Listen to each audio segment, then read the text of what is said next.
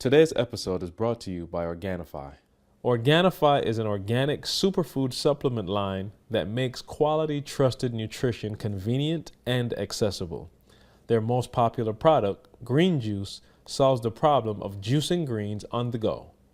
Just add water, drink, and let your body soak up the benefits. Visit Organifi.com, that's Organifi.com, to learn more about an exciting offer for you, our podcast listeners. Today's show is also brought to you by Health IQ. Health IQ is an insurance agency that does things just a bit differently. They help health-conscious people like runners, cyclists, weightlifters, vegans, and vegetarians get lower rates on their life insurance. To see if you qualify, get your free quote today at healthiq.com/success or mention the promo code SUCCESS when you talk to a Health IQ agent. And now let's jump into today's show.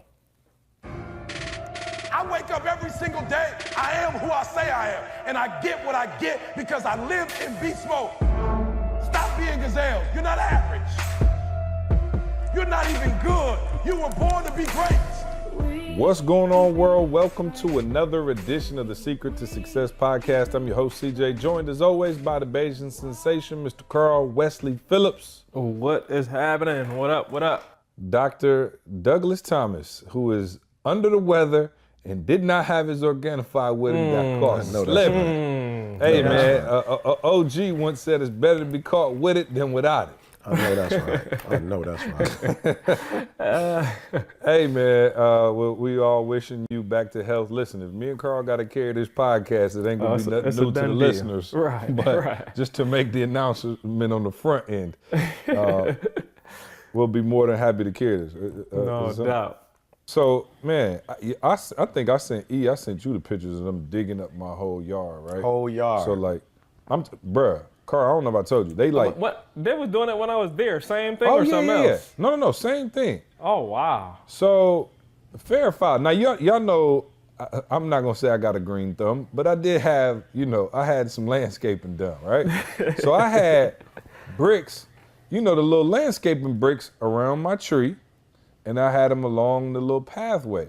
So, these jokers, by the way, they came up to my door telling me, oh, hey, sir, we're going to be out here working for a couple days. We're installing some new pipe. So I'm thinking, oh, okay, they're going to dig up, couple, maybe a hole, 2 feet hole. No, they dug up probably about how deep, 8 feet, 7 feet? Easy. They done dug a hole, a Easy. huge hole. Easy. In the front yard. So I'm like, okay, so these jokers out there day, night, I can't even get in and out my driveway. I'm talking about just a pain. But the real fair foul was, I'm pissed off. They've been out there 8 months working on it. I came out there, these jokers done took up my landscaping bricks and they done put a tarp around the hole and used my landscaping bricks to hold the tarp down. Fair foul. Now, how you gonna use my bricks from my tree to hold down your tarp? I came out there, bro, I almost let them have it, bro. I was like, yo, you have got to be kidding me. They used my bricks from around the tree to hold down the tarp. So my stuff was I'm like, okay, this thing got out of hand. And I was about to go crazy, but I'm trying to keep my rebaptismal in order. But no, is that fair? Fair foul. Fair foul. It's savage. That ain't neither. That's savage. I don't know, man. So they're like, I don't care nothing about your garden and your landscape. Bro, they really don't, bro. They got cigarette butts in my lawn. I'm like, yo, y'all just throwing squares down. This is just unprofessional as it comes. But I ain't feel like, I'm not sure they would have responded well to a pep talk. No, they wouldn't have. So I was like, you know what? Let me because they putting down a gas line. So somebody could magically forget, to do something, my house blow up. So I chose the higher route. You know what I'm saying? So I like that. Anyway, the higher route, the high road. Yeah, the high road. Yeah. What did I say? Higher route? Yeah, that was one of E.T.'s moves. It sounded right. Real quick. Okay, so what are we talking about today? Oh, so yeah, E, you have to walk us through. For those of you who don't know and not on Instagram, and I don't even know if we talked about it here, but Eric Thomas, in typical E.T. fashion, has done it again. I don't know how, but some kind of way, E has been working with Loyola Chicago this whole year. And I don't even know if we said anything. I mean, you work with, a couple teams or whatever, but this year you have been working pretty closely with Loyola Chicago. Yep. And unless you just hate sports altogether or live under a rock, you know that Loyola has made it to the Final Cinderella. Four. Final So Four. I don't think we said anything last week, but that's actually why E was here in Atlanta. He went to speak to him at the Sweet 16. And I'll be honest, when they won their first game, I was like, oh, wow, that's dope. Loyola. Like, me and E were texting with, it was like, yo, we got to win. And then they won again, and I was like, yo, they in the Sweet 16. This is amazing. So he was like, I'm going to come down there. So he came down here. He went and spoke to him, Sweet 16. They won, and I was like, okay, this is getting downright scary. And so I'm like, no way they can go to the Final Four. And they absolutely did get the victory, and now they are in the Final Four, and they are playing Michigan. a team that we're not even allowed to say the name of them on this podcast. My bad. Right. Carl from Barbados, so he don't mind. Yeah, my no, fault. I mind. They're playing an amazing blue team from Ann Arbor. Yeah. And just, I mean, it's just been an incredible journey. And so, for those of us who don't get a chance to work closely with these teams and see the ins and outs, like, this is like one of the biggest miracle Cinderella stories ever in the tournament. And, you know, to have Loyola Chicago, and I don't even know what conference they play in, but, you know, you got, you know, Michigan State's out, North Carolina's out, Arizona's out. You got all of these big-time programs who have these huge recruits who are essentially supposed to be in the Final Four every year, right, based on rankings, recruiting, you know, who's supposed to be what based at the beginning of the year. And here you have in the Final Four, Loyola, Chicago, up there with three other huge programs, Michigan, Villanova, and Kansas. And then you have Loyola Chicago, who just doesn't even seem like they fit there. One, walk us through what it's been like working with them. Two, tell us anything you noticed about their work ethic or dedication or teamwork that allowed them to get to this level. And three, I guess, what do you expect from them coming up? And how can we, you know, apply some of these lessons for those of us who see ourselves as underdogs? Yeah, man. Yeah, that's deep, C. I think the first thing I'd like don't to say. ask me to repeat all three questions because I already forgot them. But I just, you know what I'm saying? okay. I watch interview people, Carl, and they do like they have the three-parter. So I wanted to do the three-parter, and I don't remember any of the three. Yeah, no, I was it's just okay. like, yo, that sounded sweet, though. But we'll just have a discussion one of them- around number one. Yeah, so one of them is the Missouri Valley Conference. And let me just say this to, you know, all you guys that are out there. I don't want to just say speaking, whatever you do, like, don't look at a program or an opportunity based on size. You know, like, don't go, well, I can't do that gig because it's free. And I'm not telling you to do all free gigs, but I'm saying don't look at gigs based on, you know, how much money you can make or, you know, how much attention, you know what I'm saying, it's going to be brought to you. Like, oh, I get to speak at so-and-so, so you're going to Instagram it and take pics and do all of that. You know what I'm saying? Like, I spoke at whatever, you know. So first and foremost, you know, just be faithful, man. Just be faithful. I'm not even going to say be faithful over few. I'm just going to say just be faithful.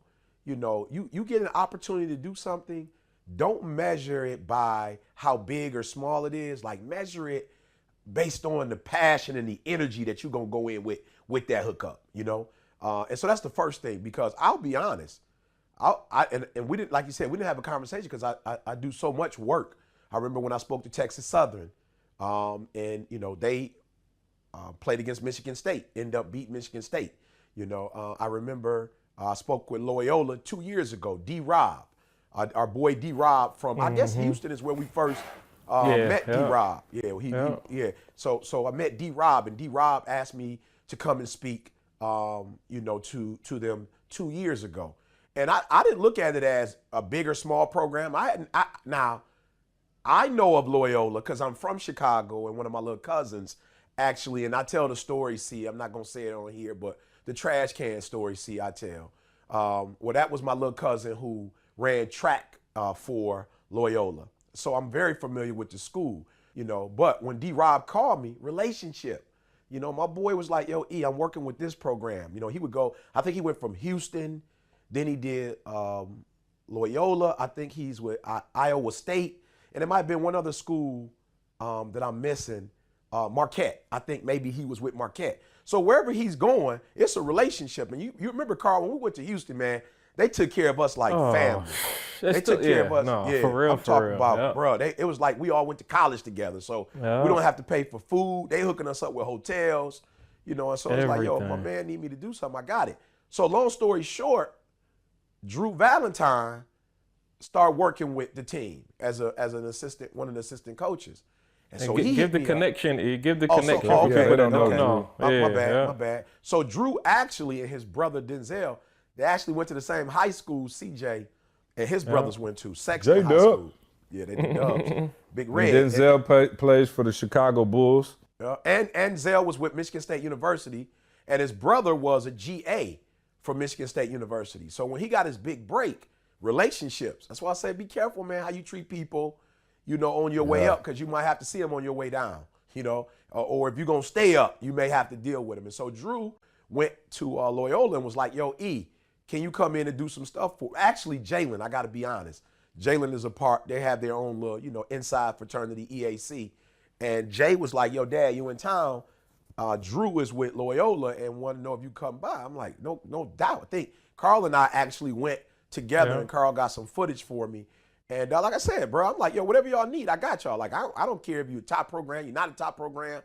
And can I be honest with you guys? Sometimes the blessings that you're looking for, they don't always come where you think they're going to come. I'm just being real. Sometimes like in your mind, you can map the whole thing out where you like A plus B plus C plus D equals, and it don't always work like that. So I'm just going to be real. I never, but Drew would hit me. E, need a video. E, we try to beat the conference. E, we need to, I'm like, I got you, And so when they called me and was like, yo, we going to the Sweet 16, we in Atlanta, would love for you to come through. I was like, bet. And I changed my whole flight schedule. You know what I'm saying? Because I was headed to Florida to do some work and I wanted to get a couple days rest. Like I'm burnt out right now. I just been everywhere. And that's probably a part of it. See, like we usually, Didi and I have a schedule where we, do a week in the city, but we flew there, they had to fly here. And, probably body got wore down. But, long of it short, guys, my man said, E, I need you. I'm like, I got you. And whenever he would call me, I'm like, I got you because of the relationship, And so, yeah, man, I'm super excited, man.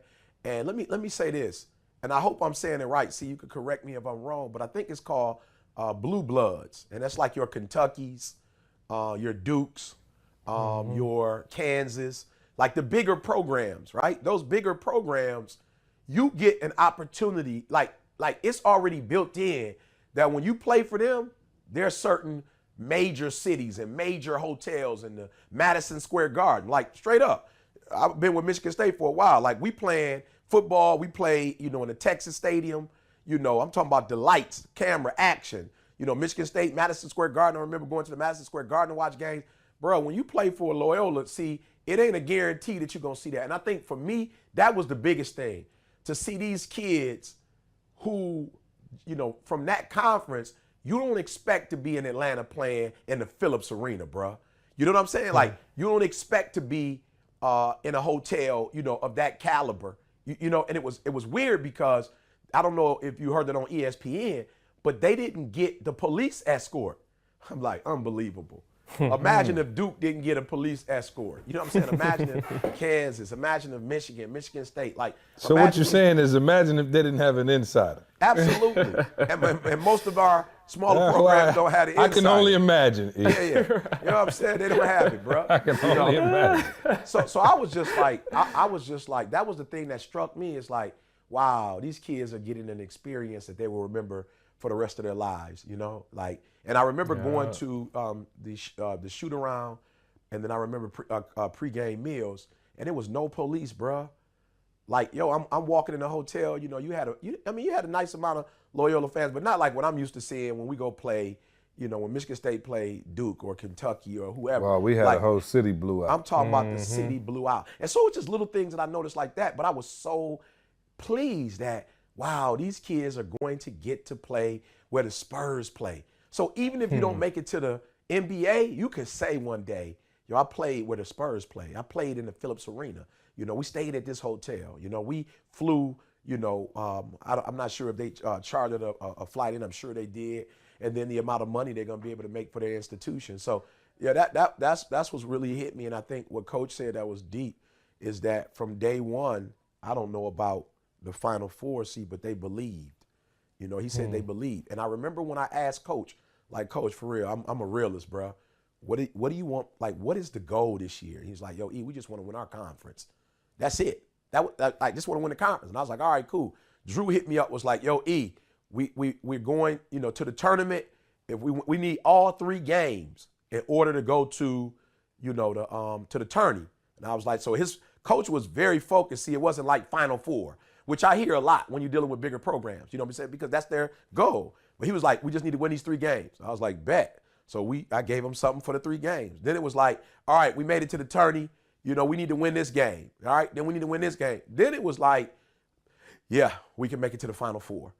So I saw the progression over the course of a year, and I just saw guys believe. And I think their unselfishness, man, when you heard those guys say, and again, it's just the way you decided to build a company, but what a lot of people don't realize is that, you need every personality to be great. Like, you can't be great on your own. I don't care how sweet you think you are. You're not something. You're not detailed. You're not organized. Like, you're not compassionate. I don't care what you are. I've been given a gift. I don't have all gifts. And I'm just grateful for the Creator, because he does not make one person to have all gifts, because that person will probably be selfish and not include people. So their unselfishness, like, you had 3 buzzer beaters, and it wasn't that one guy. It wasn't Kobe. It wasn't MJ. It wasn't LeBron. On any given night, where I'm talking, 3 of the greatest players that ever played the game. Every night, it was somebody different that hit that 3. And the trust level that they have in each other. And I remember saying to them, like, I need you to be uncharacteristically Loyola. You know what I'm saying? And if y'all do that, y'all going to be able to blow these teams out. And I just saw them do that, that last game against Kansas State. And I know everybody's saying, I don't know the gentleman's name on PTI, pardon the, pardon the interruption. Pardon the interruption. He was saying they maxed out. He was like, this has been fun, but they maxed out. It's over now. And I'm just like, yo, to watch these underdogs, like, we can't say it's over. We can't say they maxed out until they maxed out. You know what I'm saying? And so I'm saying to somebody listening today, don't let nobody tell you that you maxed out because you didn't go to the better schools. I look at Candace, CJ's wife, and Candace went to Persian. Persian's one of the worst schools in the Detroit, in Detroit City. You know what I'm saying? It's one of those schools that if you're not from that neighborhood, you don't go over there.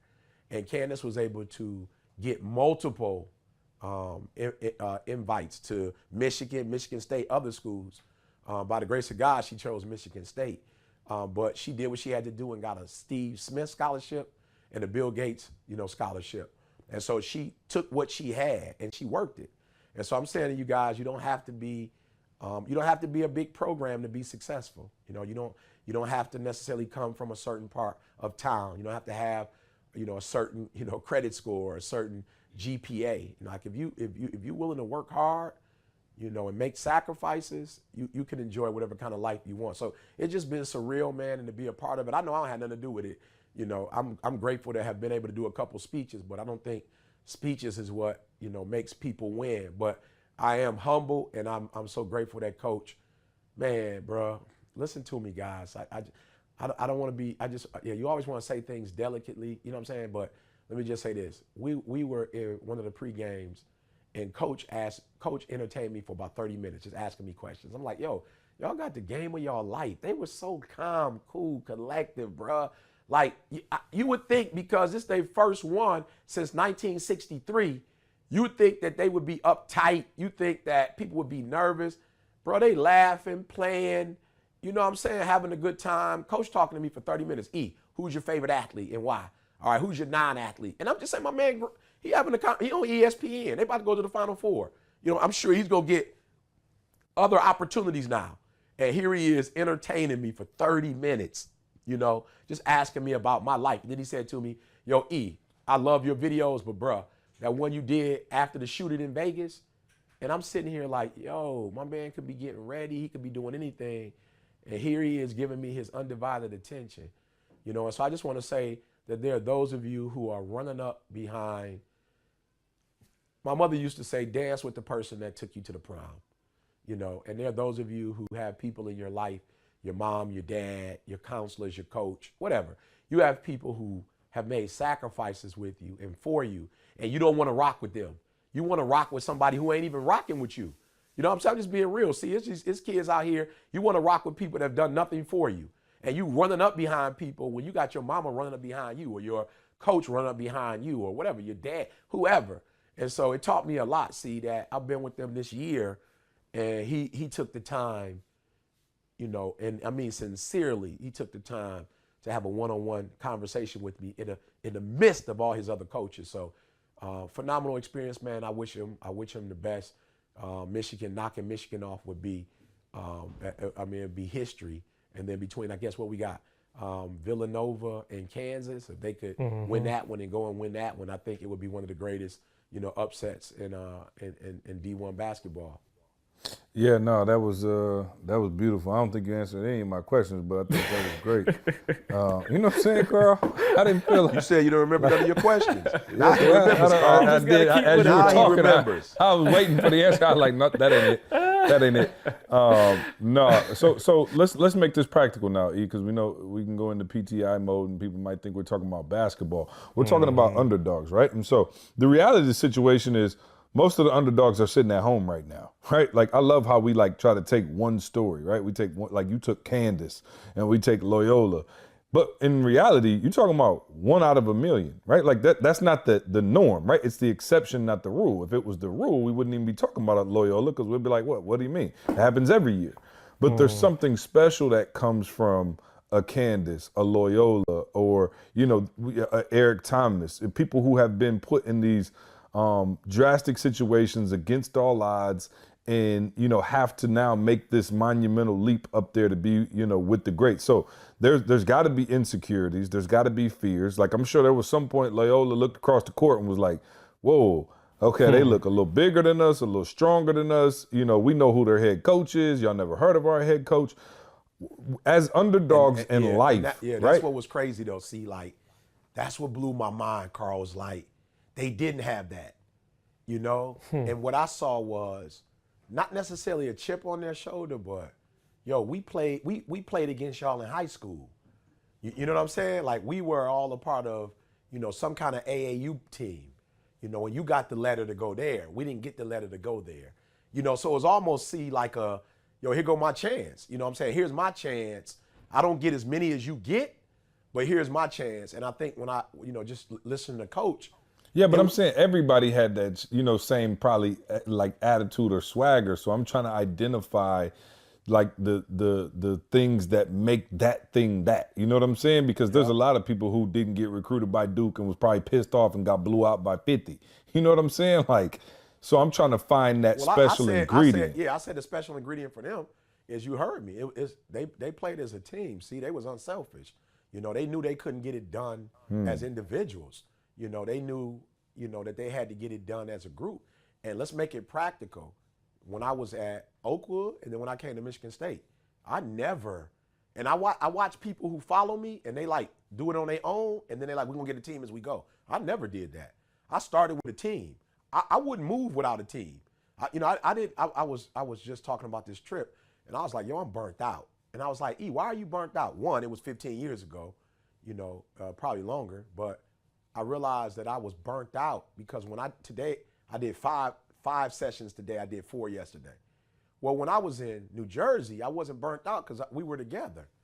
You know what I'm saying? Like, it was all of us. Everybody was shifting, driving, you know, telling stories, laughing, getting each other food. It was a team. So I was like wondering today, like, yo, I know you get old, but like, for real, what is it for real? And it's like, yo, you was on a solo. You know what I'm saying? And when you're on a solo, it's kind of difficult because there's certain lenses that you don't see from. You always sweep when you're looking at yourself in the mirror, but you don't see the bald spot in the back of your head. You feel me? Because you can't see the back of your head, you know. But when you have a group that's able to say, yo, E, that's good, but you need to work on that. You need to work on that. So when I look at them, I look at, yo, they play as a team. It wasn't I'm going to show you. It was, we gonna show you. It's not I'm a hero and I'm gonna put up 30. No, it was, we gonna put up whatever we can put up. We gonna play defense. We gonna do what we need to do. And I think that's the one thing, if there's one downfall for people that follow me, they try to do this thing on their own. And I don't know what this generation, like, I don't really know, bro. This generation, like, they got to prove something, that they could do it by themselves. And even if you felt like you was doing it by yourself, see, it's no way possible, because somebody gave birth to you. Somebody raised you for a couple years, whatever. You went to school and somebody taught you. But this generation is fixated on this. I did it my way. I did it by myself. And if there's one thing I realize about that team, is they played as a team. They use all their resources. Yo, I don't know if y'all heard this stat, Carl, but this is the first team to make it to the Final Four without a dunk. They didn't get one dunk, wow. Carl. Yo, and I mean not one. They didn't get one dunk. They did more. I text E. He was at the game. That. Now, fair or foul, my wife, I didn't even have the heart to ask my wife if I could. He texted me right before the game. He was like, yo, I got an extra ticket. I was like, no, my friend. I am in family land and don't plan on coming out no time soon. I've been on the road the last few weekends. But Carl, when I tell you, I never seen a team do so many reverse layups. Layups, yeah. Bruh, It was a sequence. It was like text 4 or 5 E. I was like, back-to-back. E, they got the patent on the reverse layup. These boys that hit more reverse layups in one game than I've seen in my entire life. I'm like, unbelievable. I thought I was but you know why? watching Hoosier. Because the rim acts as a defender in that case. Defender, and so when you smaller and you can't hop like that, the rim becomes an extra little screener. And so, man, they used it to perfection. They play And I'm glad basketball, you said. see? Yeah. No, I'm glad you said that. And for my people out there listening, like, yo, we going somewhere. Again, they focused on the gifts that they had. They focused on what they did sweet. They didn't look at the other team and go, oh man, they 6'8", can alley-oop dunk from half court. They didn't like find themselves fixated on that. They found themselves fixated on what are we great at. And you guys heard me talk about it all the time at the conferences and everywhere else. You know, even the book I wrote for Trey. Like, what's your superpower? Just worry about that. Like, stop looking over there at they superpower like, oh man, they look so tall and athletic. We got the reverse layup on I'm talking about patented. Like, that's ours. Go with that. Go with the reverse layup. Because guess what though? Let me tell you where a lot of people go wrong. Y'all gonna feel me on this. Let me tell you what the reverse layup is not. The reverse layup is not sexy. You know, they say chicks dig the long ball. They do not dig the single. You done hit the little single. Bink, and you run to first base. That is not sweet. Ain't nobody checking for that. You can't win homecoming king like that. You can't be the belle of the ball like that. Like, you literally, it is the most basic play. It was like the second, besides the chest pass, the reverse layup was the second thing Dr. James Naismith ever taught. You know what I'm saying? It's not sexy. And because kids now, we a Sports Center generation, right? We watch highlights. And so you looking at E.T. going, oh my God, he's so dope. He could speak in front of thousands of people and da-da-da, if I could only be E.T. Like, nah, what's your reverse layup? Like, find your reverse layup. And I think people struggle with that. And they look at other people's skill set and go, man, that looks so cool. Man, I wish I could do that. Man, that gift looks sweet. And you forget to, embrace your own gift. And when you neglect your own gift, I think that's how you end up getting put out in the first round. That's how you end up getting, you know what I mean, put out quickly. And they've embraced, I'm telling them, when they didn't look like they was remotely apologizing for them reverse layups. I wasn't at the game. But it looked like they was very pleased with the reverse layups. Loving it, see? And then hitting the three, not trying to live off the three ball. But when it was time for the three ball, you know what I'm saying? It was on the three ball. And let me say this. And here's the crazy thing, too. Let me hold your thought, E.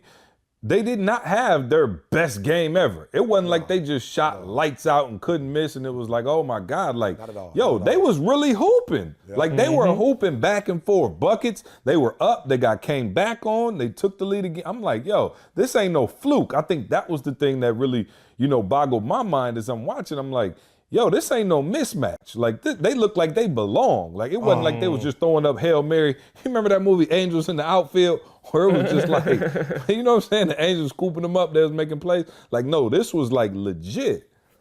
I mean, you look at Nevada. I'm over here taking notes, E. I'm sorry. Yeah, I'm over here Nevada taking just notes. was killing it, y'all. I just thought Nevada had they was like video game three-pointers, I don't know if y'all saw, I'm trying to remember if I saw it after the game or where I saw it, but they interviewed, back to the team thing, E, they interviewed the 3 guys that made the last shots, Yeah. and all 3 of them said the exact same thing. He's like, oh, any one of the dudes on the team could have made that. Yeah. And I was like, whoa, like they said I think it might have been identical words. They showed like just the clips back to back. And they showed 3 different people saying, oh yeah, I made the shot, but man, you give any of our guys that shot, they could have made that shot. And I was just like, ooh, ooh. Yeah, no, that's crazy. No, seriously, I forgot I was on the podcast. See, I was writing notes when you was talking. What's your reverse layup? I'm over here jotting notes down. Yeah. Well, I mean, you know, and here's the deal. You have to be careful scouting. Like when you're watching E.T. or, you know, Les Brown or Tony Rock, like you got to be careful. It's okay to scout, but you don't want to scout your identity out of the process. You know what I'm saying? I think that's what a lot of people go wrong. It's like you admire people so much that now you jocking them, you sweating them. You know what I'm saying? And it's what's the word? See, it's sickening.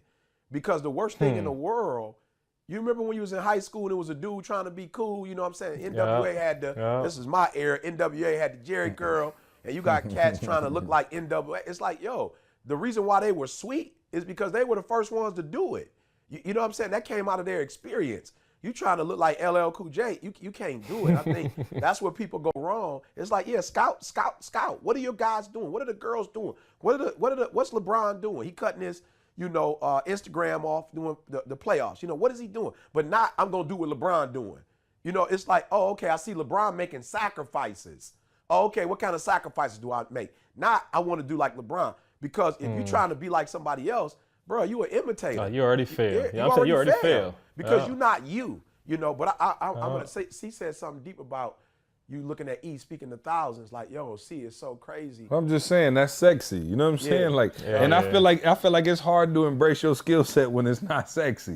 You know what I'm saying? Yeah, if you don't like, think because you don't think you can win with that. You thinking if you're not dunking from half court, right? You like, we suck. I'm like, nah, that ain't necessarily the reverse truth. layups. Yeah, your mom can't be like, oh, my baby did 5 reverse layups. Right. You know what I'm saying? Like you said, I promise you, the reverse layup has never made Sports Center, bro. Never made top 10 with a regular reverse layup. And I'm talking about regular. We ain't talking about the LeBron reverse where you like go in the air, hold it, clutch it around, spin it off the backboard. We talking about some basic throwback YMCA reverse layup. YMCA, Boys and Girls Club layup. That's what that was on. I text E and Jalen. They was together. I text them in a group text. And I said, I have never seen a reverse layup so deadly.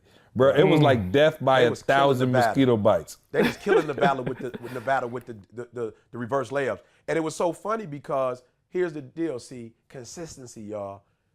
The basics consistently, they didn't know what to do. As athletic as those dudes were, you know what I'm saying? They was like, what in the devil? We ain't seen the reverse layup. They didn't see the reverse layup. And so they started to dribble from the top of the key and just went straight in with the dribble, and they couldn't stop them. And what is, like Carl said, what is your reverse layup? But here's what I want to say, and it's not sexy, see, but if you notice the last few days, what I did different, I've never done this before, and I was like, yo, E, for real, you got to make impact now. I literally broke all of my teachers up, and I love Principal Wendy, like she, next level. So we had all the first grade teachers together, then the second one, all second grade, you know, then all third. You feel me? See, so I might have had a room just with 8 people in it. And then another session, I might only have 5. Another one, I remember the smallest one, I only had 4 people.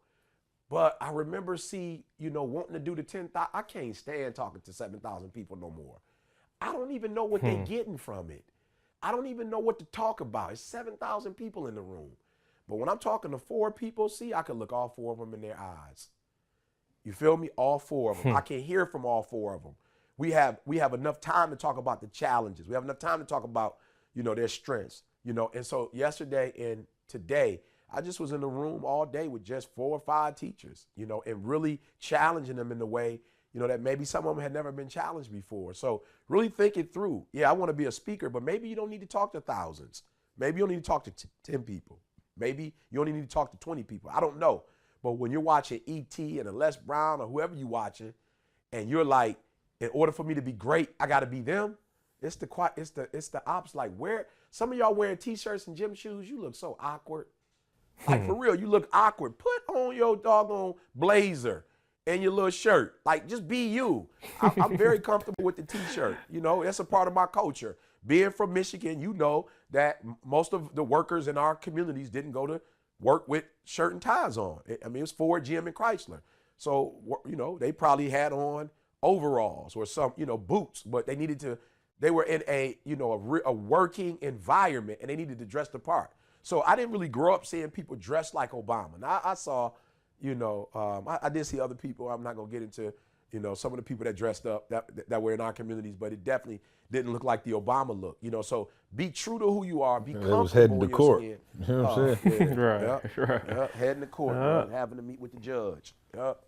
See, you just had a talk with one of our staff members this week. I got the second hand from it. I love and it. he was just like, yo, like CJ just opened my You eyes know, to I'm what not my allowed to talk to superpower- him as a group anymore. So now I got the jab hook on one-on-one now. Yeah, Well, remind me, but- I don't even remember what you're talking about. No, you just did this, and you told one of our staff members, like, yo, your superpower is not this. Your superpower is being able to operate differently. And I ain't gonna go into it, you know, to call them out like that. But literally, see, it was like an eye opener. Like, we had a conversation after, and he was like, yo, like I kind of know it, but like when C said that, like I get it now. And now you've given him like a lane that he didn't see before. It's like, yo, I can do this. And I was like, absolutely. Like, we've been teasing you about how you know, do things the whole time, and it never clicked in the same way. But now that you get it, like, dude, let's pimp this thing. Like, it's your superpower now. Let's use that to the fullest praise potential. God. E, can I come back in the staff meetings now? You know what I'm saying?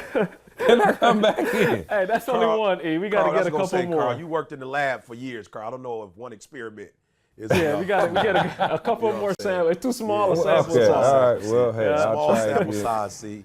Yeah, no, I get I could turn green quick, but no, I got it, man. And y'all should shout out to Breathe You, man. Y'all should have been on the call. When did we do the March Madness call? Last week? Yeah. Or the week before, one of the two, man. But y'all missed it because we talked about kind of the same thing, but we went in depth about you know how to survive as an underdog, man. And I really do think that you know, there can be more underdogs that rise to the top. Let me ask you this: E, do you still see yourself as an underdog, No or questions asked.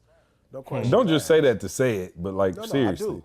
Yeah, and I say it just because I feel like. But how can you be an underdog if you type in Google? If you got that's an insider. motivational. If you type you got insider.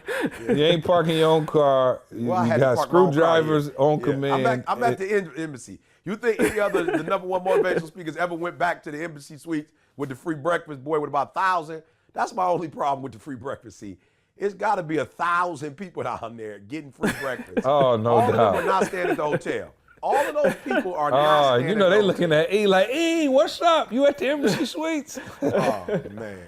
I'm talking about what a night to remember. But this is why I feel like we're still underdogs. And I don't say this, you know, for anybody to feel sorry for us or, you know, pity or anything, but some of the top companies, they still don't call us. Like, we still haven't gotten hey, guys, I see the work that you're doing. You know, we want to put $50,000, $60,000 in the work you're doing in schools. You know, I feel like, we still out here. We killing the game, but I feel like we out here on our own. You know what I'm saying? Like, we don't have no sponsor. You the kid, that team in Chicago, that baseball team, little league team, or team that, you know, they don't have a sponsor, but they still went to the World Series. You know what I'm saying? They had to take the pop bottles and cash the pop bottles in and knock on doors and be at the corner before people get on the freeway and say we selling water. Right? To me, that's still where we are. Like, we don't have sponsors. We don't have corporations calling us saying we want to help you guys sponsor the work that you're doing. We still out here, grinding. Shout out to AT&T, my boy Teron. This is the first time we've had, a company show up, and show us love. Sean, of course, turned us on to Teron, and now Teron's like, I'm in Florida. Let me, do what we can for you guys, and hopefully this will turn into something. But the reality is, I'm diamond with Delta. Delta never called and said, yo, let's give you some, some frequent flyer miles or some flights, to go in some of these impoverished cities and work with our kids. Coca-Cola never called us like, look, here go $500,000 or $1 million. Let's go in and see what we can do to help. You know what I'm saying? So to me, I still feel like we underdogs because we got here because of the grind we put in.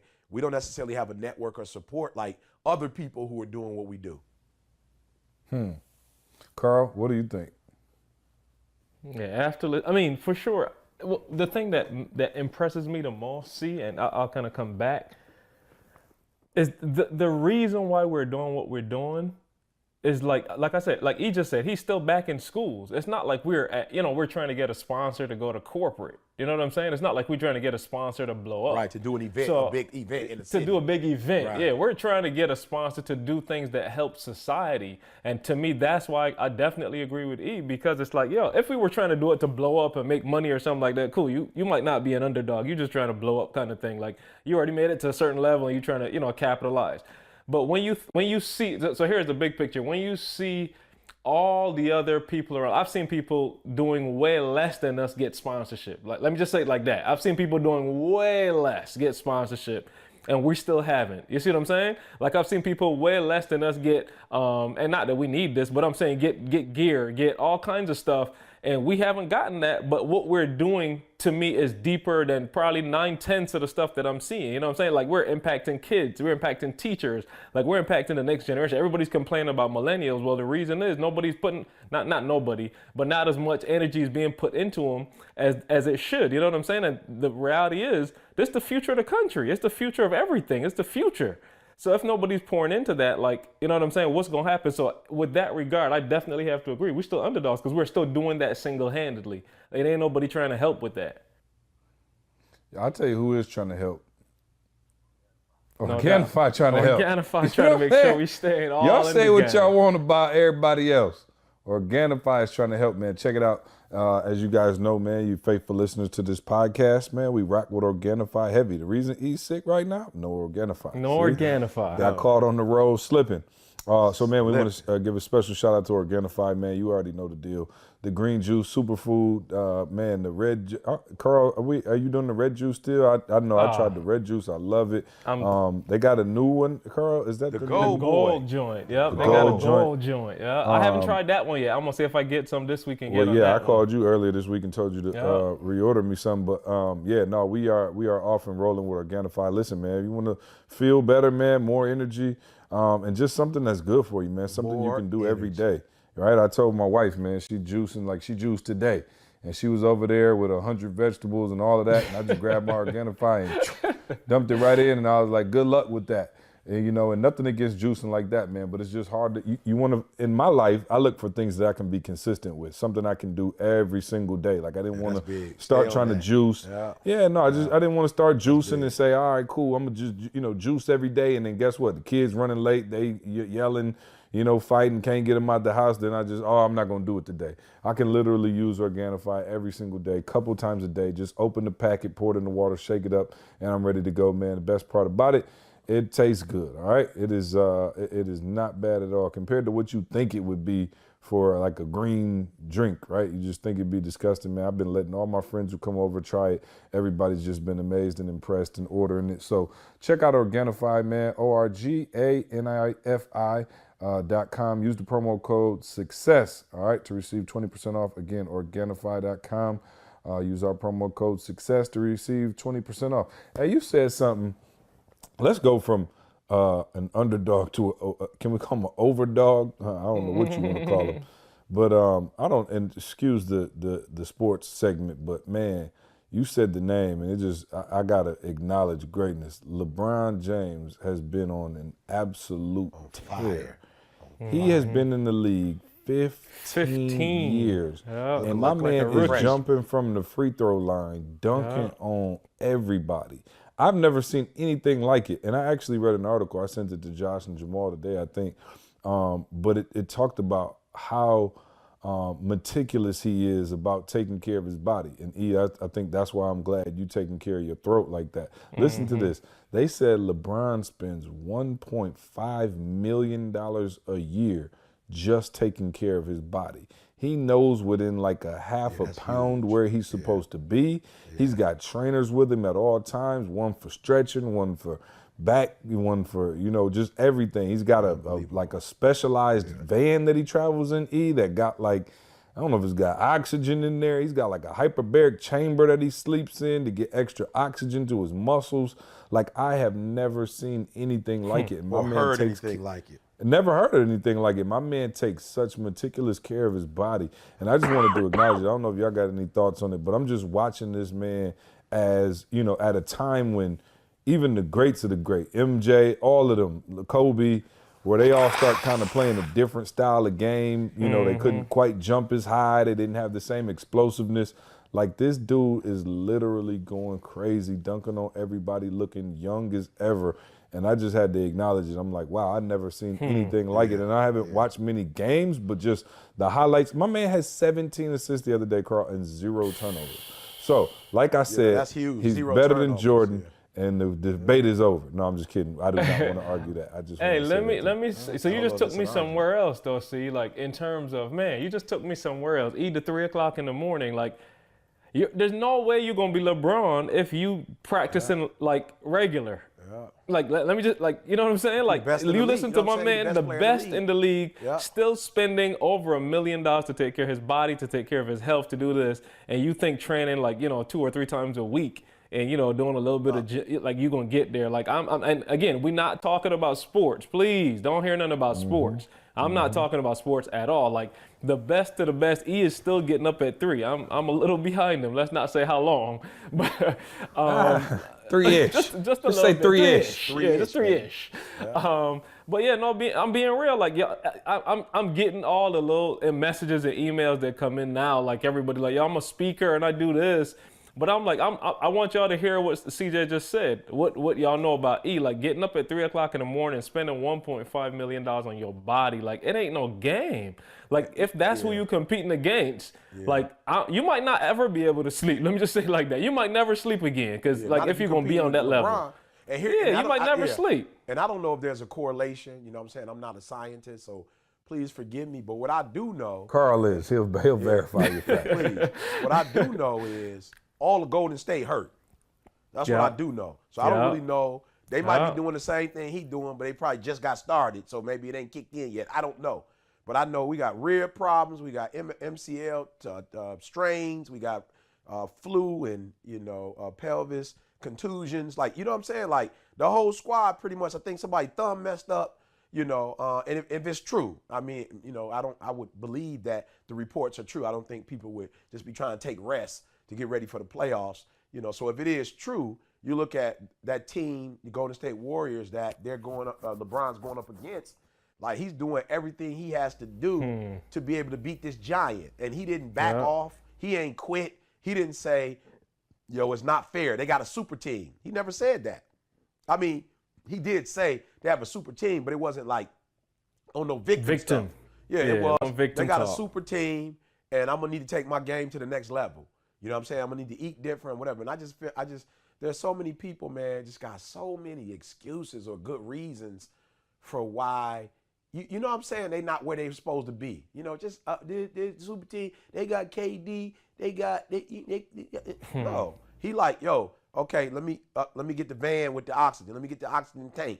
Okay, let me change my diet. Okay, let me put myself on this exercise regimen. Like, you know what I'm saying? Like, so much respect, man. Like you said, been in the league for this long of a time, and he is so dedicated to winning these championships that he's spending $1.5 million, man, to make it happen, man. Unbelievable, incredible. And he has to go down as one of the greats ever, for real. Yeah. What we're seeing right now is just, I mean, I've been watching him, like, I'm talking about body bags. His folks, they've been body bags when he just come out, and I'm talking about 3 people at a time. He coming in the lane like a train, and it's incredible to see. Yeah, man, it really is. And and he's a bigger dude. Bigger dudes tend to break down a little quicker. Knees, yeah, just because your body takes a punishment for bro. I'm older. I'm like barely older than LeBron, bro. I got up off the chair to do the podcast, my knees cracked. I was like, Lord have mercy. And I ain't been doing nothing for the last 20 years. You know what I'm saying? I ain't been. I'm on the treadmill. I'm working out little light weights here and there, and my knees cracked all to be damned. And I ain't hooped to 1 ounce in the last 10 years. It's unbelievable just watching him, man. He really is incredible. And it's incredible to watch him go about his business off the court as well, man. Y'all know I'm a huge LeBron fan. My son loves LeBron, and it's somebody who I'm proud to have him look up to. It's so crazy, your son don't love. Let me correct you. Your son does not love LeBron yet. You beat your son into loving LeBron. Oh, well, that's the only time we turn on the game is when LeBron's playing. So, hey, game recognized game. I told y'all, man, my son really has a hard time like from what's real and what's not. Like, and I'm serious. Like, cause E like will have the Wingstop commercial, which by the way, they switched to Wingstop commercial. Yeah. It's like a longer version now. I don't know if y'all It's a peeped. longer one. Yeah. So anyway, it's so funny because like we'll be sitting there and like E's voice will come on like during the game. And then he'll see LeBron, and then he'll see like E, or we'll go in the car and he'll hit a radio. So like Trey thinks like I know LeBron. Like so he'll be like, hey Dad, like he think LeBron could just walk through the front door at any time. You know what I'm saying? Like, and I mean even Toby, right? Like he sees Toby, you know, and just like you know people around us. Obviously he goes to the games and. You know, when E's with us, we get the insider look. You know, he's taking pictures with the players, and you know, I'm just like, wow, like his world, you know, his worldview. I think I talked about it before, but it's just crazy to watch him. Like he's so young, and I want to maybe next podcast we'll have a conversation about a conversation he and I had. But just yeah, man, it's just incredible to see watch his worldview kind of change in his lane. Because when I was young, I was like, it was either like TV or like. You was right in front of me, you know what I mean? But like, I think those worlds are getting kind of blended for him now just to watch, obviously he knows E's voice, like the back of his hand. So we'll be sitting there watching LeBron and then 2 seconds later, E's voice is on TV. And I think he's just like, whoa. So anyway, let's see. Any announcements before Ask ET? All right, before you go there real quick, let me introduce our sponsor, Health IQ. Health IQ is a life insurance agency that uses science and data to secure lower rates on life insurance for health-conscious people, including runners, cyclists, strength trainers, vegans, and more. Research has shown that runners who persist in running over an average of 5.9 years, they actually have a 29% lower risk of mortality and a 50% lower risk of death from heart disease. So why not benefit from your healthy lifestyle? The great news is that 56% of Health IQ customers save between 4 and 33% on their life insurance, and these savings are exclusive to Health IQ. Health IQ can save our customers up to 33% because physically active people have a 56% lower risk of heart disease, a 20% lower risk of cancer, and a 58% lower risk of diabetes compared to people who are inactive. Like saving money on your car insurance for being a good driver, Health IQ saves you money on your life insurance for living a health-conscious lifestyle. Learn more and get a free quote at healthiq.com/success. To see if you qualify, get your free quote today. Again, it's healthiq.com/success, or you can mention the promo code success when you talk to a Health IQ agent. Yeah, we're going to announce, I think Tay said we're going to announce Jamaica. We'll have the information for you guys on Jamaica so you can get signed up early. Jamaica's going to go fast because we already have a ton of people from the cruise who already signed up for Jamaica. So when we announce it, I suggest you get on it pretty quick because we're going to sell out. I think the capacity is a little lower too in terms of what we can offer, but I'm excited we're about not at the cruise, right? Yeah, I'm excited about Jamaica, man. We are definitely a couple things. We definitely got to do the white party again. Definitely got to do the talent show again. The talent show, no doubt. The talent show was hilarious, and y'all can probably guess who was Simon Cowell on the couch. I wasn't letting up off nobody. I'm like, no, I'm not feeling it. I get out of one. He was giving everybody threes in typical Flamingo fashion. He was giving out 3s and 5s to make everybody feel good. I was like, listen I'm talking about, I was people singing gospel. I'm like, how is he giving them a 1? Well, one. Jesus up. And the Lord is not pleased. The Lord is not pleased. Hey, this is not your superpower. This is not your superpower, and this is not your reverse layup, and the Lord is not pleased with this foolishness. Please, go back. I mean, they did try, though. They did try. I give And that's it to what them. I was giving them. I gave them an honorary. You know what I'm saying? E for the Like, effort. Oh, man. E Look, for effort. what did Maya say? I don't clap for kids who Fish can't that sing swim. and fish that can swim. You know what I'm saying? Like, so that'll be, Boston coming to the East Coast, take control. May 20th. Make sure you rock with us on that. where will we be in the playoffs? Where's the playoffs going to be at that time? Will Boston be playing during that time? Maybe. Possibly. So when Yeah, do maybe. they start? When do they I start? think the playoffs start in April. Okay. But if Kyrie ain't back, they might be. Right, it might be early. You know what I'm saying? Where is Kyrie? Yeah, Kyrie hurt. So when do the Pistons start in the playoffs? About that. I thought we got Blake Griffin. I thought it turns out not so much. So anyway, maybe the Pistons want to give us a call. Y'all see what we did with Loyola. Hello, anybody watching? You know what I'm saying?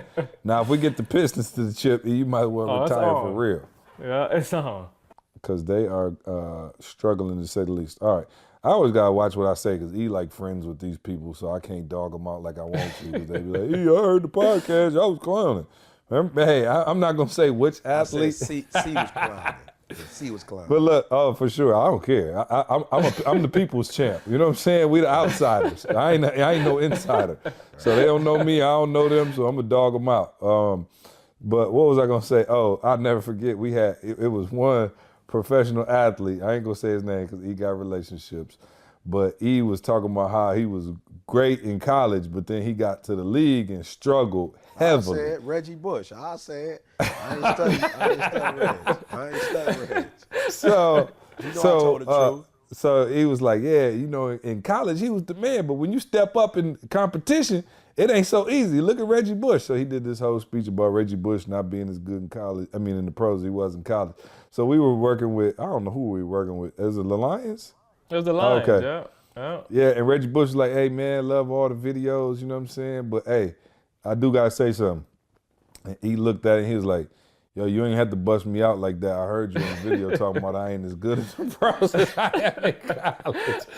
That boy, he was like, oh, no doubt I did. Yep. It'll give you a little motivation. That's it. I'm like, oh, okay. That's all I was trying to do, bro. He played for the Lions. I just needed a little motivation, bro. That's all. Yeah. He definitely came up to E and was like, I heard that player. Shout out to him for being a gorilla, though, and just coming straight up and asking about it, because he was going to try to act like he never said it. You know what I'm saying? I forgot I said it, bro. Yeah. It's all a right, couple Mike of those incidents. Yeah.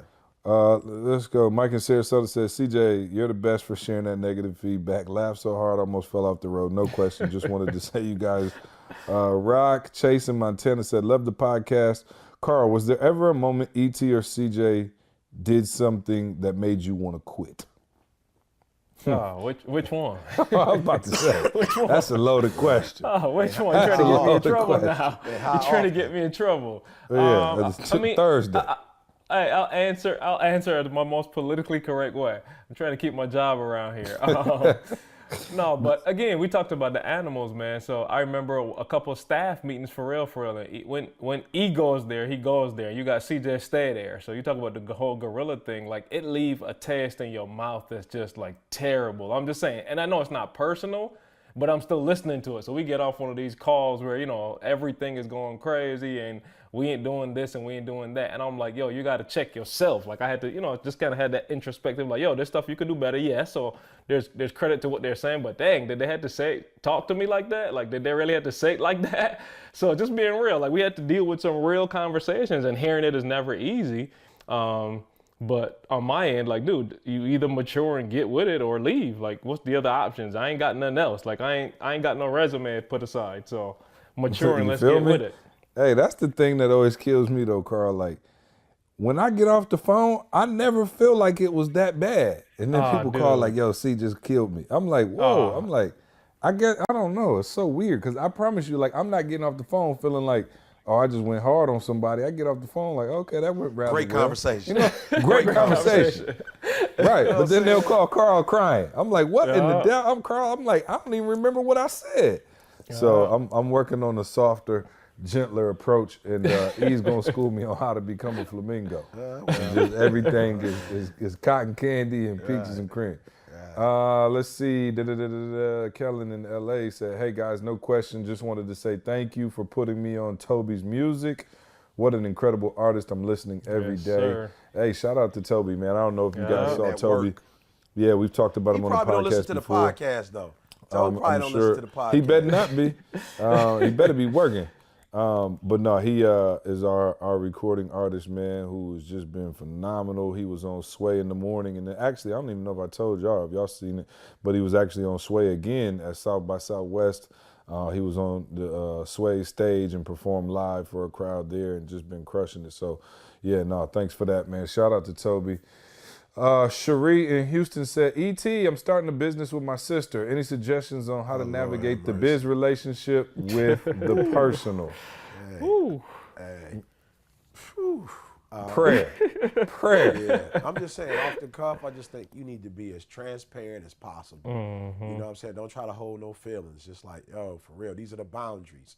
This is what I'm looking for you to do. This is what I'm not looking for you to do. Let's separate our friendship and our relationship from business. You know, it's going to be some stuff said. It's going to be some stuff done. And it can't affect our relationship. And if it does, then we got to sever this we got to sever this business, you know, family relationship, you know, family for life. We don't have to do business together, you know, so you give it a shot, you know, do some measurement assessing. After a year, if it's tough, you know, you guys may need to part ways. If it's working, continue to go for it. But whatever you do, don't lose family over business. Okay. Hey, tell them take Chris' assessment so y'all know who each other, you know, real. who you know who you are. Yeah. So it'll make sense when they, you know, when they talk like that kind of stuff. You know, it's not have I'm personal. going to say this. problem. Have y'all started the company yet? If not, just don't start. Dissolve. It's tough. Yeah, it's tough. Let's see, two more. Xavier in South Africa said, what's the hardest part about doing a new podcast every week? We all over well, I shouldn't say we. A lot of times I'm all over the place, you know, and it's just tough to that time to, you know, coordinate or synchronize our calendars. Yeah, we so was we just can sit talking down about and that do it. before the when we started the podcast. Cause like, yo, it comes like every week. Like, you know what I'm saying? It's like it is every week. And so it's funny because right before we hit record, I was like, hey, how long y'all think we're gonna do this podcast? He said 5 years. So we're on year 2. So hopefully y'all just enjoy this for the next 3 years. But no, in all seriousness, I was just like, yo, it is crazy to do something like this every week, which I think would be a lot easier if we were in the same space, you know, all day, every day, because we could just be like, okay, cool, here's when we dedicate to doing it. But he is running all over the world, saving the world, doing his thing with the babies and taking care of them. So that can be a little challenging just finding the time to do it. But it's always fun, man, to catch up and be able to provide, you know, this insight into our world for you guys. You know, when we started the podcast, you know, I think E and I were doing it together alone, and Carl was just recording. And I remember when Carl would be like, I realized we couldn't do it without Carl. Right, Carl sitting over there quiet, and I might be like, hey, Carl, you remember? Because I'm like, Carl's in the room. Clearly, he knows everything we're talking about. And it got to the point where I was just asking Carl so much, and I was like, yo, you might as well just be on the podcast. So, like, if you go back to the first few, you know, it was just me and E, and then Carl slowly but surely started coming in. But I think the hardest part, I agree with E, would just be, you know, finding the time to do it every week, because the conversation flows naturally because it's our life, you know. And I think, I think the funnest part is just being able, it kind of gives us an accountability measure to make sure we're catching up with each other like we should as well. So it's like, I don't have to talk to Carl because I know I'm going to talk to him, you know, tomorrow on the podcast. So we can keep the rest of the stuff kind of business, and I can hear about, you know, family and those other things when we get on the podcast. So for sure. All right, last one here. And this one is, I'm going to let E touch this one. Jaron in St. Louis said, hey guys, love the podcast. He said, my question is, how do you guys let go of a big ego? I'm terrible at letting go of my ego, especially when it comes to my marriage. I have a tough time apologizing even when I know I'm wrong. I was raised to think that a woman has her place. Ouch. It's about to get... let me start again. Jaron in St. Louis. It's not CJ in Atlanta. Okay? He said, I was raised to think that a woman has her place. It seemed to work for my mother and father, but it's not working for my wife and I. You guys also seem to contradict that statement quite a bit. I guess what I'm saying is I'm willing to change, but I don't know how to change. Oh, you doggone skip, because in our marriages, a man has his place. You know what I'm saying? Like, you know what I'm saying? It's the other way around. I got a gorilla, so I definitely know what my place is. So I thought that was a deep question when I read it, because basically he's saying, you know, this is the environment I come from, and he trying to recreate that environment. You might got one of them new age wives though. This ain't the Brady Bunch player. You might want to update your thinking. But anyway, I'll let you take that. That sounds like a veteran marriage question. Yeah, no, I think you come in, to the game with a certain, culture. Like there's a way you think. And if that culture that you have, that's why I think it's important, man. Like, people gonna laugh at me like, you stupid old school. But my girl from Detroit, you know what I'm saying? She from Michigan. So I just think the more you have in common, like the easier it is. I'm just being real. Like, we all come from, Didi and I both come from that working class family. We all went to, not the best schools in the world. Didi's mom wasn't married. My mom got, had me, when she was, 18. You know what I'm saying? So we have a lot of similarities, and so I think when you're in a relationship, it makes it a lot easier, right?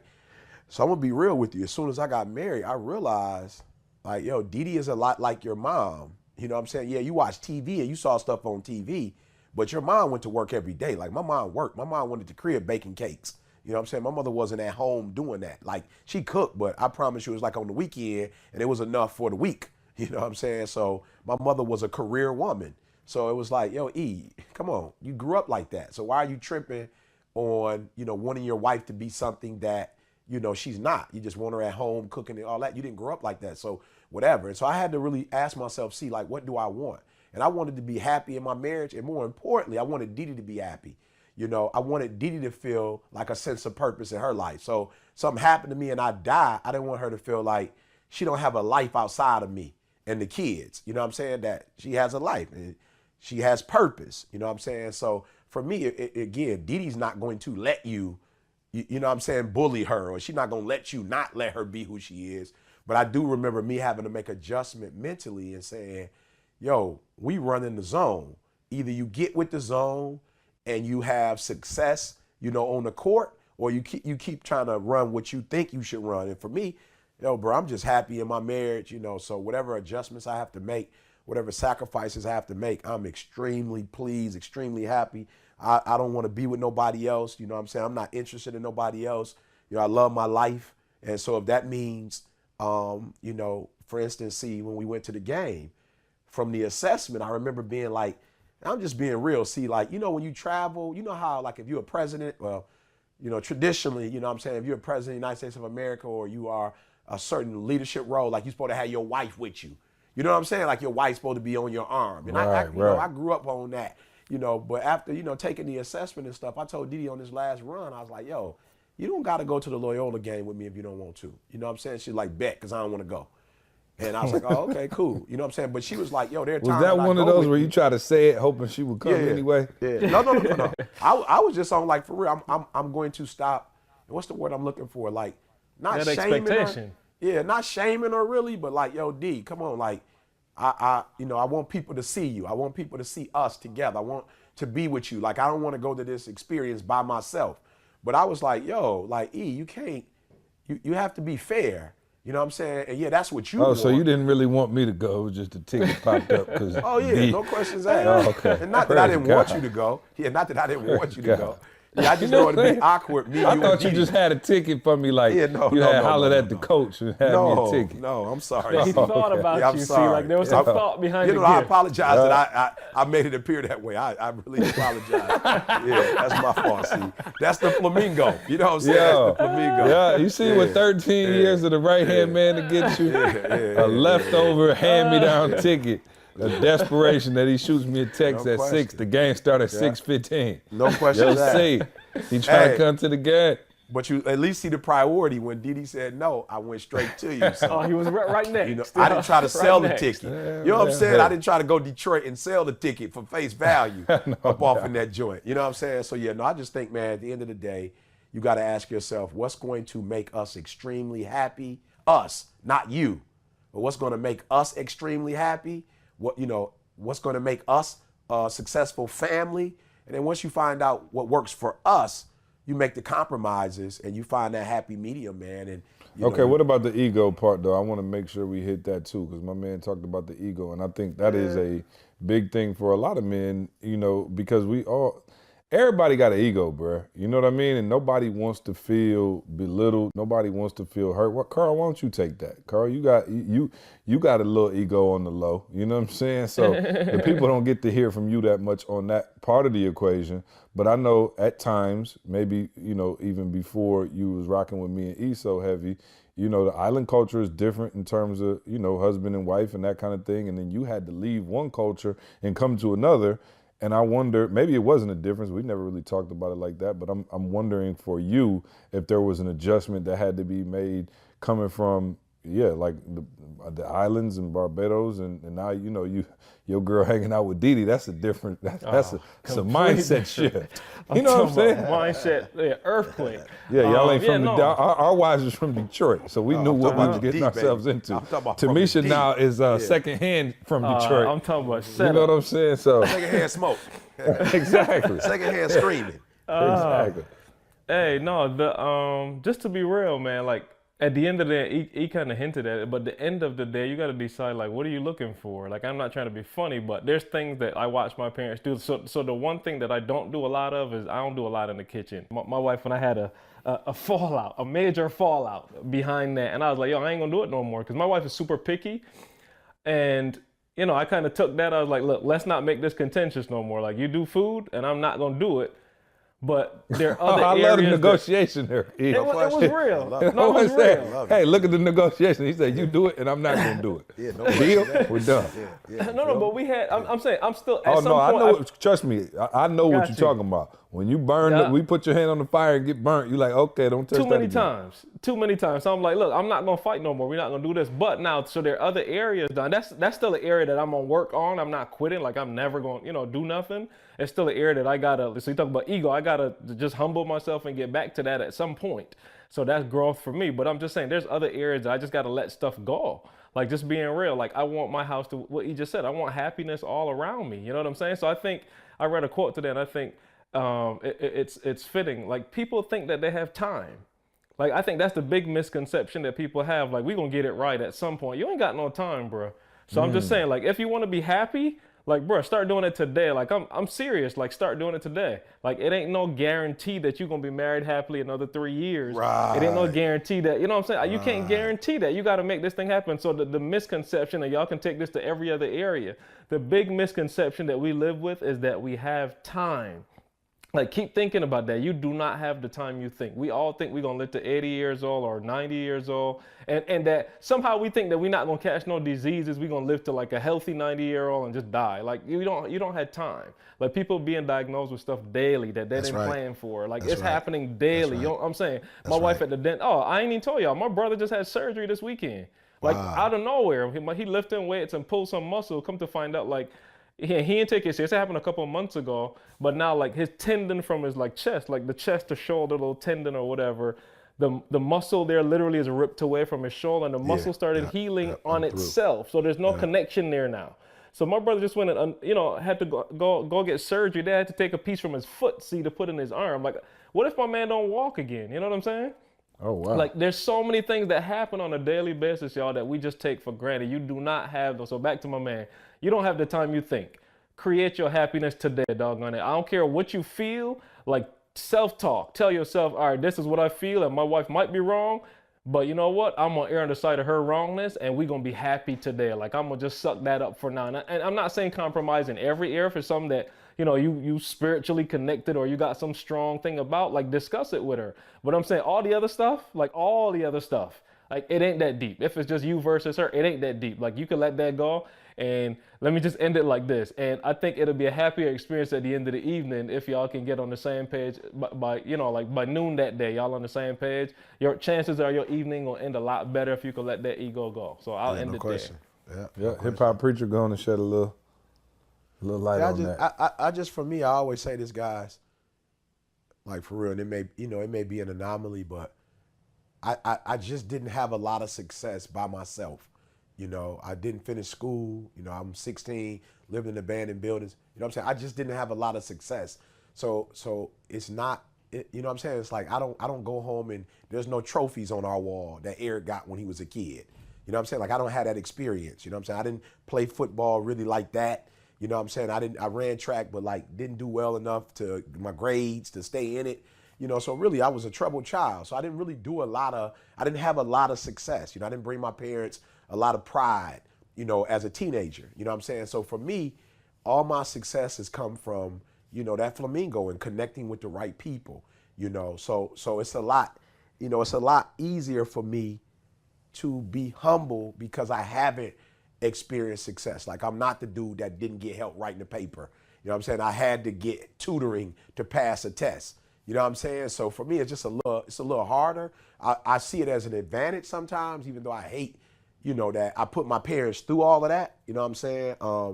You know, and I don't have things to really show my children about my past. It was funny, my mom was saying the other day, and I'm not saying it has anything to do with it, but my mom was like, yo, I need pictures for the book. And she's like, yo, we just don't have a lot of photos, you know, back in the day. And I know a little bit, she I don't know, I have to talk to her, but I think a little bit has to do with, for real, we had so much, we like going to see counselors. Like we went through a lot, you know what I'm saying? So it wasn't like a lot of fun time.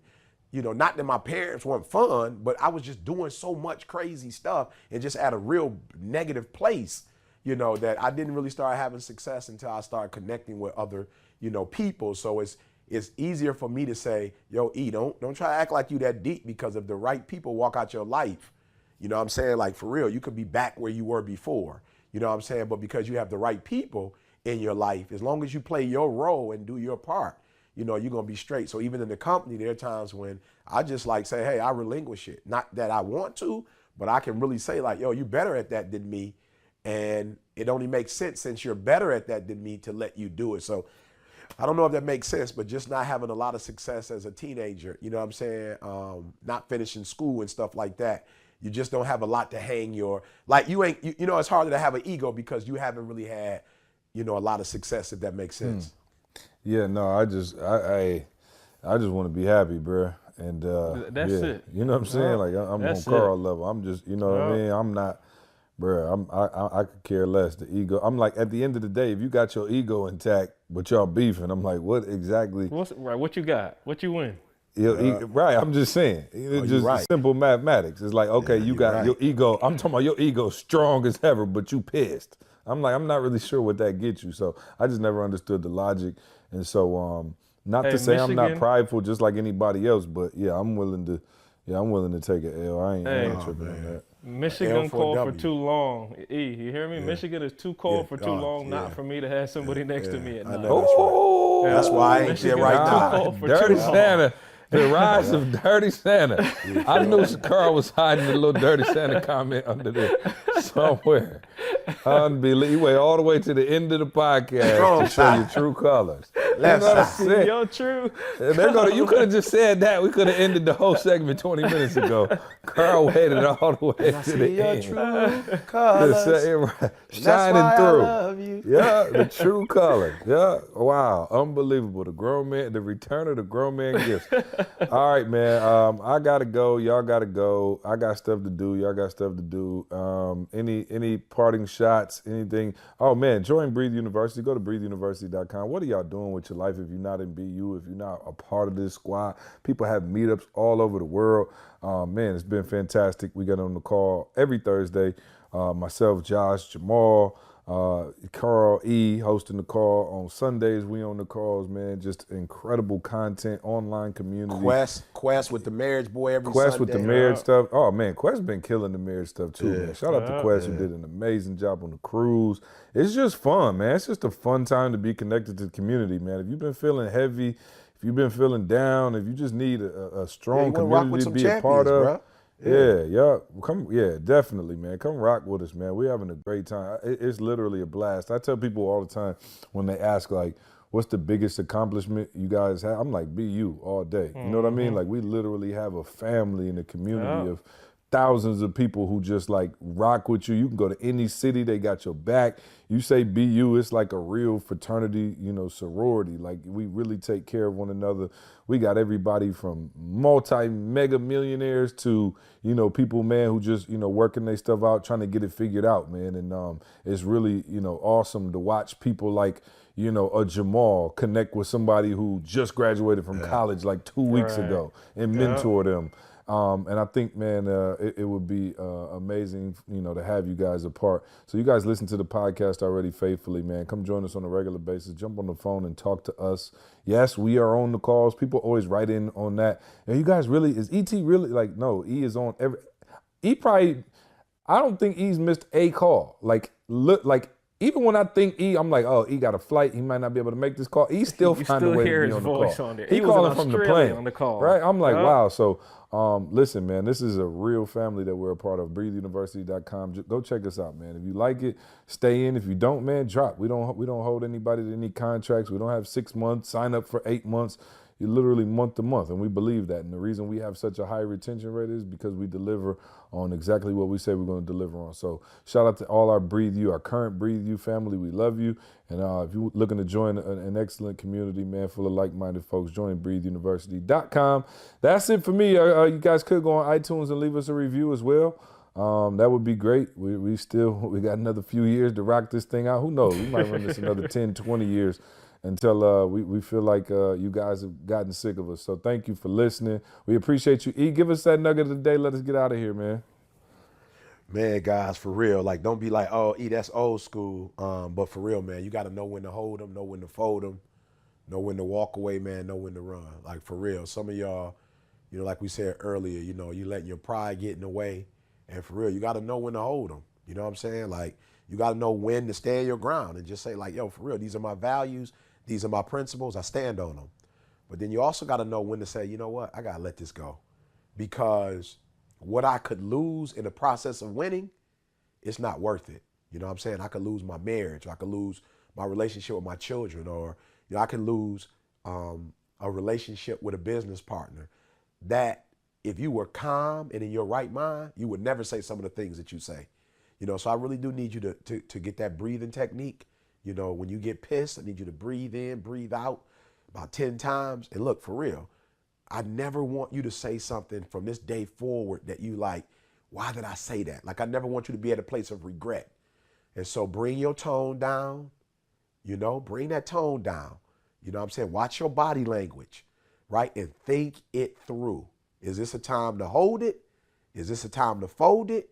Is this a time to walk away? Or is this time to run? And I'm telling you, if you can embrace that principle, right, and apply it to every situation, I guarantee you, man, like, we've been rocking about 15 plus years, and y'all see the magic, not that happens individually, but the magic that happens collectively. And this type of magic, man, I see people do podcasts, and I'm like, yo, you can do a podcast, but you just met my man. Like, you and my man don't have no relationship. You and homegirl, y'all ain't got no relationship. So it's not going to come off the same way. And so there's certain things that happen in relationship, that happen in loyalty, that happen in commitment, that happen in forgiveness, that happen in you just, growing up and being mature, like Carl said, and just say, hey, you know what? This is something that I have to deal with. I can't make this about them. So you got to know when to hold them, know when to fold them, know when to walk away, know when to run, because it's not worth losing, right? It's not worth losing. It's your boy E.T. Hey, appreciate that nugget of the day, Carl. Appreciate y'all, man. Love y'all. We'll see you next week. I want you to focus on here right now. Don't you worry about when you get home. You concentrate on this opportunity. You don't worry about tomorrow. You concentrate on this opportunity.